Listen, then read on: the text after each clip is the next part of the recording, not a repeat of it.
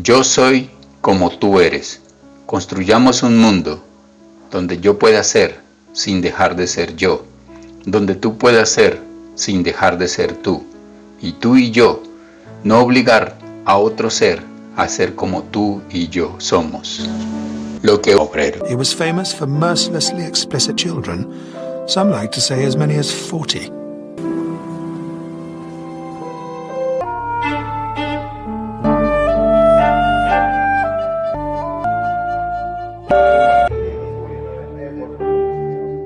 She hoarded all his childhood drawings.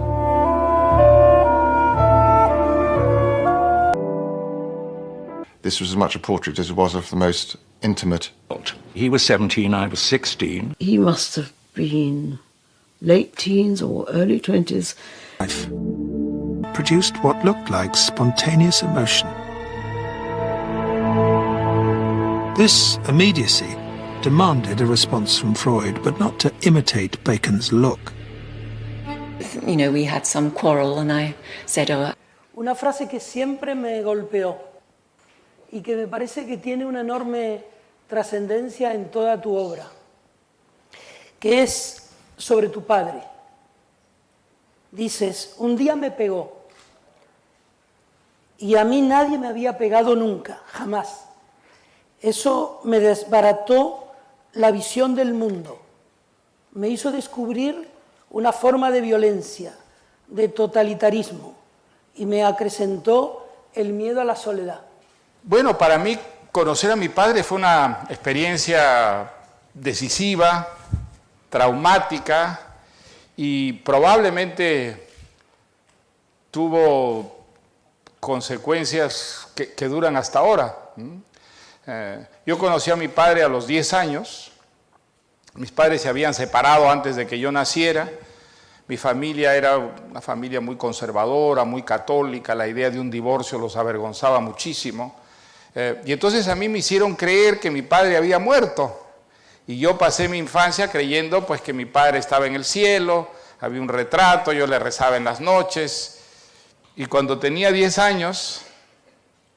Un día que efectivamente cambió mi vida, mi madre me reveló que mi padre no estaba muerto, que mi padre estaba vivo y que iba a conocerlo inmediatamente. Creo que todavía no me he recuperado del todo de la impresión que me causó esa revelación. Bueno, pues conocí a mi padre y además inmediatamente nos fuimos a vivir con él porque secretamente mis padres se habían reconciliado. Y vivir con mi padre cambió enteramente mi vida. Yo había vivido con mis abuelos, con mis tíos maternos, había sido un niño muy mimado, precisamente por el hecho de ser un niño sin padre, pues la familia a mí me había engreído muchísimo y me había rodeado de una protección que a mí me hizo tener una visión de la vida totalmente falaz, pero sumamente grata, ¿no? Fui un niño muy mimado, que prácticamente no sufrió, no tuvo, digamos, frustración alguna.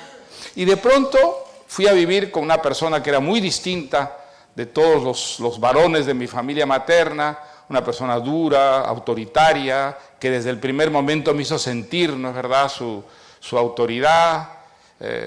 Y entonces por eso digo yo en ese libro que yo con mi padre descubrí cosas que desconocía, la violencia, nunca me habían pegado, por ejemplo, ni siquiera un jalón de orejas, que yo recuerde, jamás, ni mis abuelos, ni mi madre.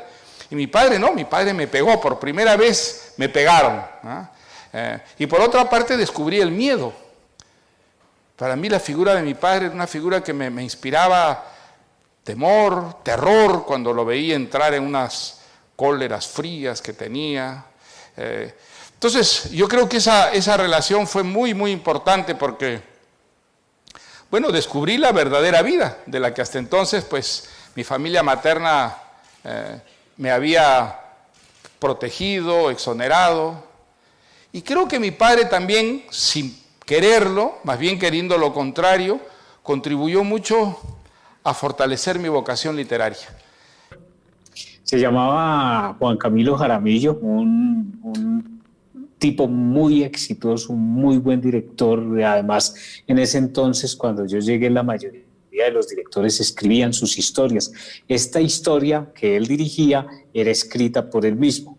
Y yo recuerdo que lo conocí en un apartamento, en una rumba, y hubo como empatía, y él me dijo, voy a escribir un personaje para ti.